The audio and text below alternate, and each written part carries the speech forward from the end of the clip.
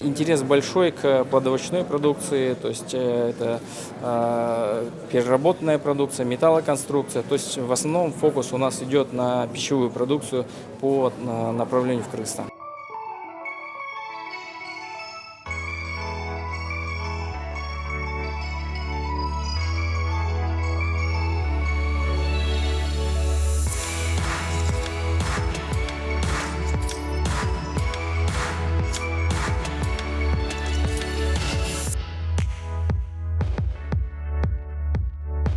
Наше большое предприятие, поскольку мы являемся производителем продуктов питания, бытовой химии, изделий из пластика, то есть многопрофильное, более 25 тысяч квадратных метров производственных цехов у нас находится. Мы находимся на севере Казахстана.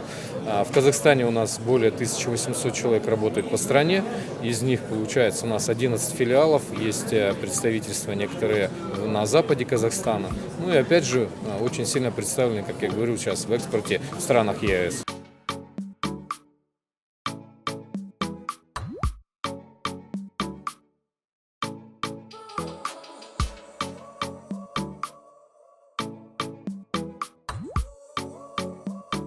Эта продукция нацелена не столько на объем продаж, сколько ориентирована на конечный результат, который должен получить клиент, пациент или покупатель с учетом особенностей или проблем своей кожи и с учетом рекомендаций специалистов.